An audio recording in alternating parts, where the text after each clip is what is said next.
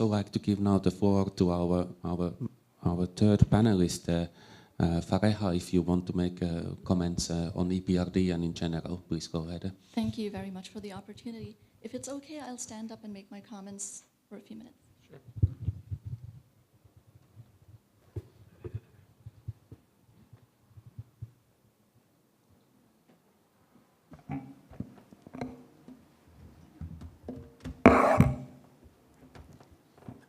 Good morning, ladies and gentlemen.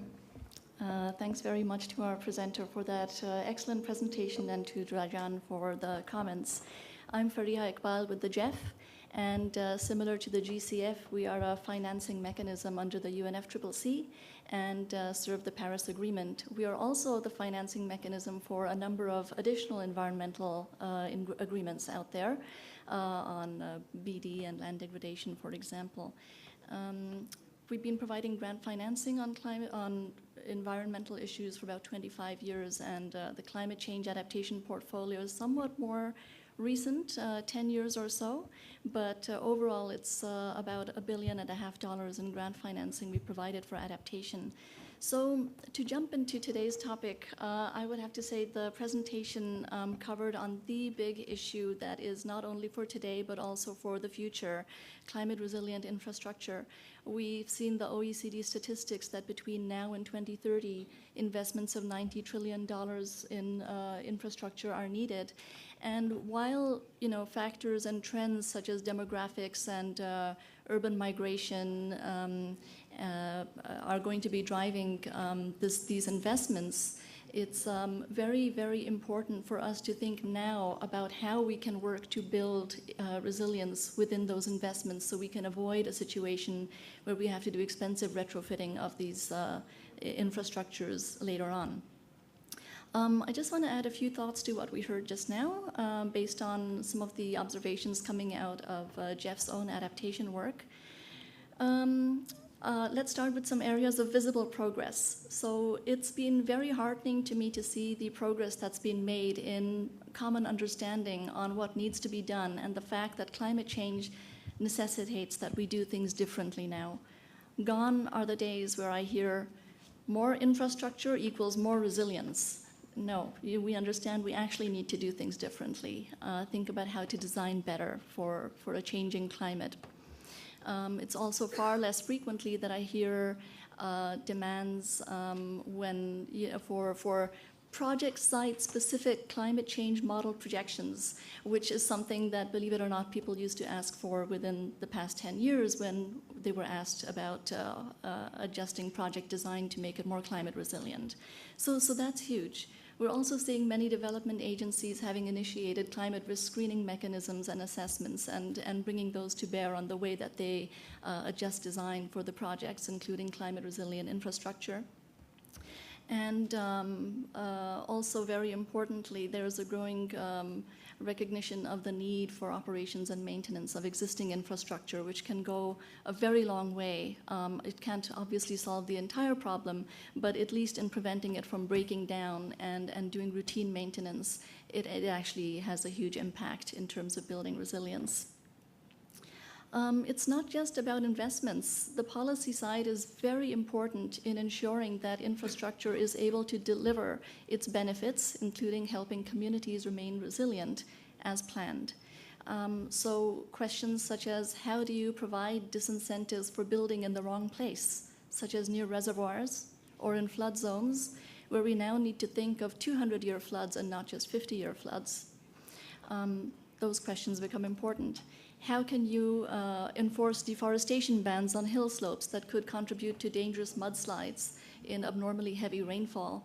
And sadly, we saw just a few weeks ago that between July 1 and mid-August, Sierra Leone, the Freetown area, experienced rainfall that was over 3 times the normal for that period.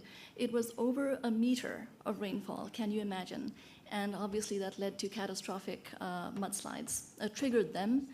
In addition, we had this policy dimension of people constructing in nearby hill slopes. At the GEF, we are seeing a big increase in demand for support for resilient urban development and resilient infrastructure. And these include both requests for increased safety of infrastructure, For example, we were glad to contribute an SCCF grant towards the EBRD ports project that you just heard about, as well as service continuity. For example, we supported, again through our SCCF program, a World Bank project in Belize that sought to take power lines underground so power wouldn't be knocked out for vulnerable communities when a severe windstorm happened. These approaches are essential, but what I would personally love to see more of is, and we've started seeing some of this, but I think we need to have a much more concerted effort towards infrastructure that can really transform solutions that rather we see transformative infrastructure-based solutions that can provide multiple benefits, not just to climate resilience, but a range of issues. And an example that comes to mind, and this is not Jeff financed, I confess, a project in Ethiopia where storm drainage is being built into major highways in collaboration with the Department of Transportation that, first of all, keeps the roads safe from destruction coming from heavy flows, but also channels that excess water away and delivers it at key sites for villages that are water scarce so they can have multi-purpose ponds. So I find that a sort of these sort of brilliant multi-purpose solutions are, I think, what we need much more of to address the very many layers that constitute vulnerability in today's world. Moving on to some challenges, which always come with opportunities. I would say a challenge where it comes to the climate resilience of infrastructure is that a lot of it is fixed, stationary, and hard to adjust until it breaks down or fails and necessitates adjustment.